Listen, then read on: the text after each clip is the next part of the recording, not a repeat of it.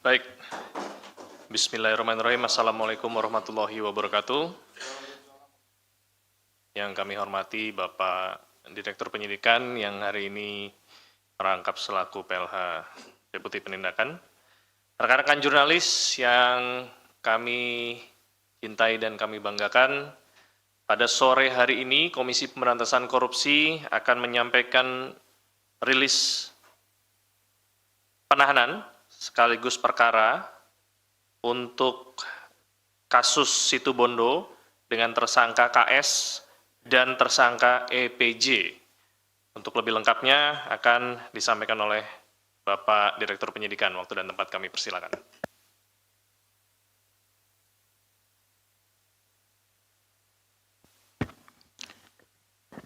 Terima kasih Mas Jubir, Mas Tessa.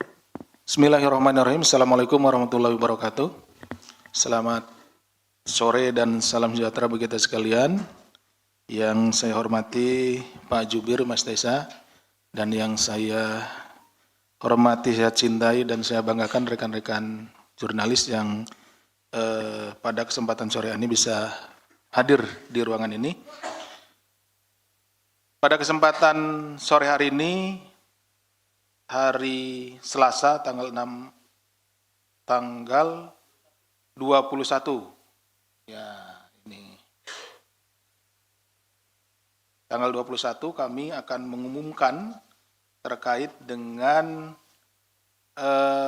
penahanan ya, perkara Situbondo tadi sudah disampaikan oleh Mas Tessa. Bahwa pada tanggal 6 Agustus 2024 KPK telah menetapkan Saudara Karna Suswandi selaku Bupati Situbondo dan EPJ, KS tadi ya, selaku PPK atau Kepala Bidang Bina Marga PUPP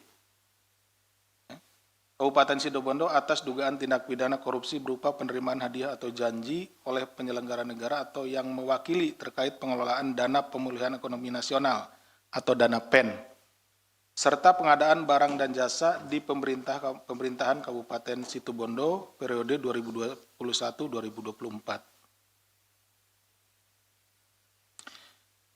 Adapun modus operandinya adalah bahwa di tahun 2021 pemerintahan Kabupaten Situbondo menandatangani perjanjian pinjaman daerah Program Pemulihan Ekonomi Nasional atau PEN yang akan digunakan untuk pekerjaan konstruksi pada Dinas Pekerjaan Umum dan Perumahan Pemukiman atau PUPP. Pemkab Situbondo tahun 2022. Namun akhirnya pada tahun 2022 pemerintah Kabupaten Situbondo batal menggunakan dana PEN dan kemudian menggunakan dana DAK. Bahwa selanjutnya dalam pengadaan barang dan jasa paket pekerjaan di Dinas PUPP pemerintah Kabupaten Situbondo tahun 2021 sampai 2024, tersangka KS dan tersangka EPJ diduga melakukan pengaturan pemenangan paket pekerjaan. Tersangka KS meminta uang investasi, ijon. Jadi sebelum pekerjaan itu di bidding ya, itu sudah dimintain kepada para pengusaha yang nanti dijanjikan akan dapat pekerjaannya, ya gitu ya. Dengan nilai sebesar 10% dari nilai pekerjaan. Jadi store dulu istilahnya, diijon dulu, baru nanti dapat diberikan pekerjaannya. Kemudian atas perintah dari KS, tersangka EPJ selaku PPK, Kepala Bidang Bina Marga PUPP Kabupaten Situbondo, memerintahkan kepada jajaran pada Dinas PUPP untuk melakukan pengaturan pengadaan barang dan jasa, sehingga memenangkan rekan-rekan yang ditunjuk oleh tersangka KS.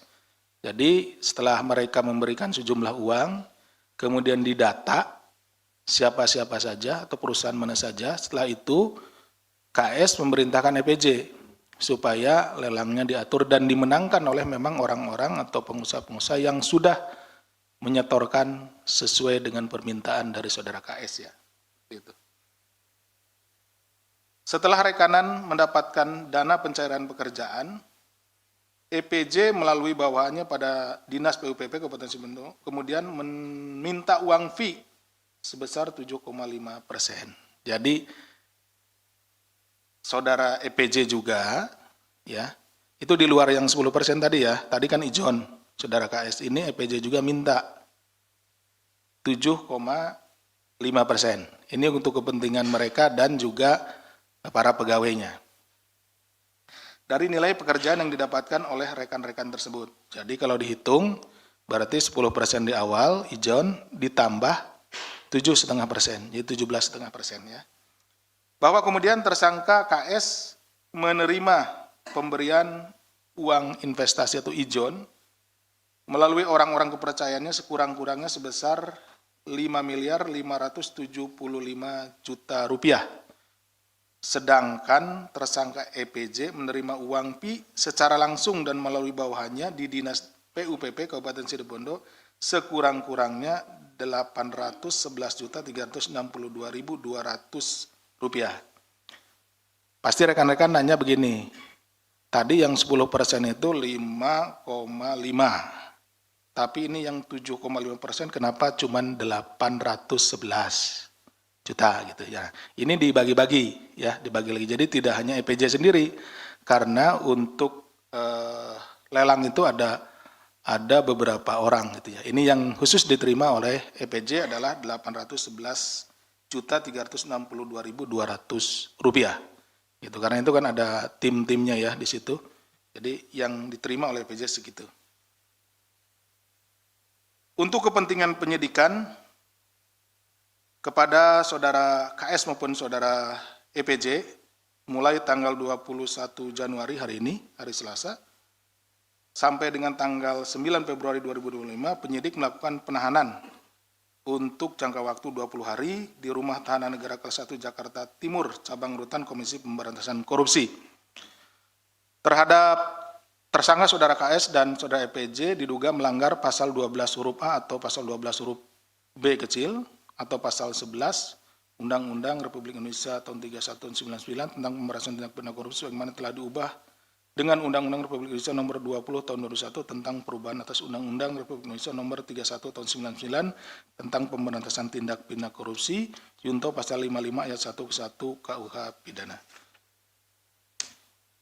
Demikian yang bisa kami sampaikan. Selanjutnya kami kembalikan kepada Pak Jubir. Assalamualaikum warahmatullahi wabarakatuh. Waalaikumsalam warahmatullahi wabarakatuh. Terima kasih Pak Direktur Penyidikan. Silakan rekan-rekan bagi yang ingin bertanya seputar perkara ini. Jangan dipaksa kalau nggak ada. Oh ada. Perkara ini ya. Perkara ini aja. Perkara ono. Perkara ini. Oke, perkara ini ya saya Mario. Ini dengan mata elang saya coba bertanya. Tadi disampaikan Pak Dir bahwa kasus ini merupakan awalnya dana pen, terus nggak jadi. Kok jadi kesannya kasus ini masih tidak sesuai judul? Kok kenapa dibilang dana pen? Dana pennya kan nggak jadi dan sudah dikembalikan uangnya ke Kemenkeu. Kenapa dikatakan masih dugaan korupsi? Kenapa nggak dibilang kasus pengadaan atau suap atau gratifikasi? Kok tetap judulnya dana pen gitu loh? Jangan jadi bias gitu, bahwa dalam kasus itu kemudian ditemukan kasus lain, ya harusnya kasus lain aja. Jangan gunakan dana yang memang tidak jadi gitu loh. Coba bisa dijelaskan gimana ini soal ini. Pertama nanti ada pertanyaan lain yang lain lah. Makasih. Lagi? Satu aja. Ayo, Pak Asep, Pak Mas Resa, Wahyu dari Rakyat Merdeka. Ini kan penyelenggara negara semua ya, sementara yang diuntungkan juga kan pihak swasta yang mengerjakan proyek. Nilai-nilai proyeknya itu masing-masing berapa aja ya, dari persentase yang dipotong tadi, dan ada berapa perusahaan yang dapat proyek yang sudah ijon duluan itu. Makasih.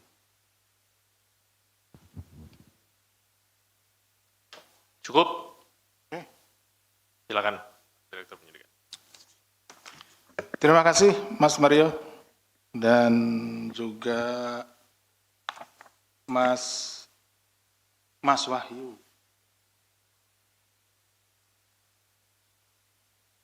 atas pertanyaannya. Mas Mario terkait dengan tadi menanyakan kenapa masih disampaikan ini pengelolaan pemulihan dana PEN serta pengadaan barang dan jasa, gitu ya. Kenapa ini masih dikait-kaitkan dengan dana pemulihan ekonomi nasional? Padahal yang digunakan adalah dana DAK. Nah, seperti itu pertanyaan kira-kira, pertanyaan pendeknya. Jadi begini Mas Mario, pada awalnya memang yang kita dapatkan informasi itu adalah terkait dengan penggunaan dana PEN. Kemudian setelah didalami itu memang yang digunakan adalah kemudian dana DAK seperti itu. Nah, kami juga sebetulnya sampai saat ini juga masih mendalami mengapa sebetulnya itu tidak jadi menggunakan dana PEN gitu. Karena sebetulnya dananya kan sudah ada, sudah dipinjam gitu ya. Kenapa kemudian menggunakan dana DAK? Berarti kan sebetulnya sudah ada juga gitu. Dana DAK itu sebetulnya di dana alokasi khususnya tersebut. Nah, itu sedang kami dalami. Nah, nanti kita akan lihat apakah memang benar ini sudah dikembalikan sesuai dengan juga mekanisme yang ada atau sebenarnya seperti apa. Jadi masih kita dalami dari dana PEN itu sendiri. Kemudian untuk Mas Wahyu, ini ada berapa proyek, kemudian juga siapa saja yang dipotong terkait dengan proyek tersebut. Di sini belum disampaikan, nanti kami akan susulkan ya Mas Wahyu ya. Berapa proyeknya, kemudian siapa saja dan lain-lainnya, sehingga ini akan menjadi lebih jelas. Mohon ditunggu ya, langsung saya bisa sampaikan. Ya, Japri. Yang lain silakan.